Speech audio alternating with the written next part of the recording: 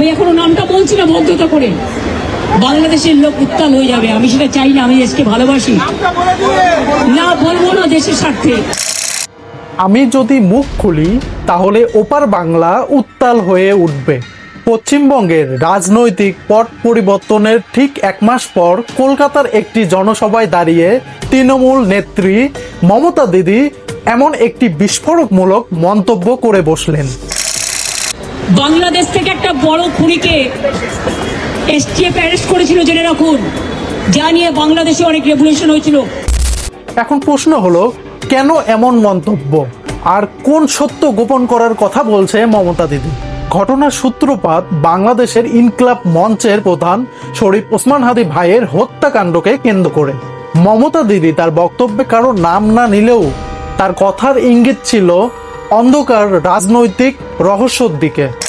তিনি দাবি করেন এই হত্যাকাণ্ডর পিছনে কার কার নাম আছে, কার কার হাত আছে, সে সমস্ত তথ্য তার কাছে আছে।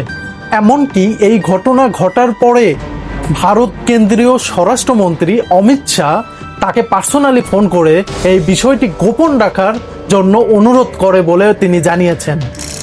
নর্মালি এখন আমাদের সবার একটাই প্রশ্ন, মমতা দিদি এত বড় তথ্য কেন নিজের ভিতর চেপে রেখেছিলেন?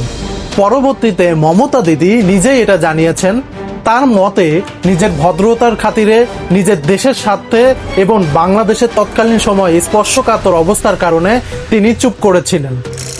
হঠাৎ করে মমতা দিদির এমন বিস্ফোরকমূলক মন্তব্যে দুই দেশের রাজনৈতিক মহলে অনেকটাই আলোড়ন সৃষ্টি করেছে। তবে লক্ষণীয় দিকটি হলো এই বিষয়ে বাংলাদেশের অবস্থান একদম পেশাদারিত্বর মতো। বাংলাদেশের পররাষ্ট্র প্রতিমন্ত্রী শামা ওয়াহেদ ইসলাম স্পষ্ট জানিয়েছেন এটি প্রতিবেশী দেশের একটি অভ্যন্তরীণ নির্বাচন পরবর্তী রাজনৈতিক বক্তব্য। তাই অন্য দেশের একজন রাজনৈতিক নেত্রীর মন্তব্য নিয়ে বাংলাদেশ অফিসিয়ালি কোনো মন্তব্য করবে না।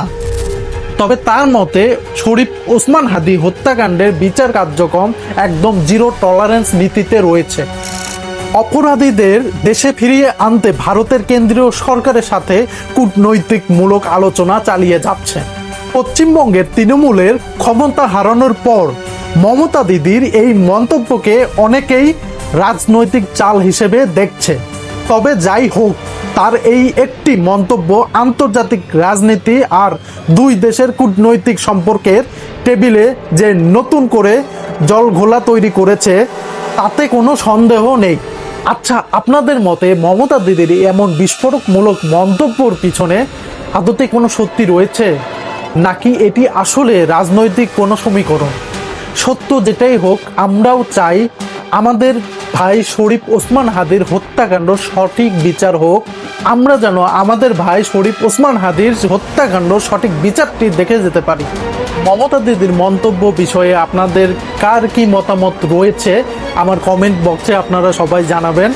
আরও তথ্যমূলক ভিডিও পেতে আমার চ্যানেলটি সাবস্ক্রাইব করে নিচে থাকা বেল আইকনটি বাজিয়ে দিবেন।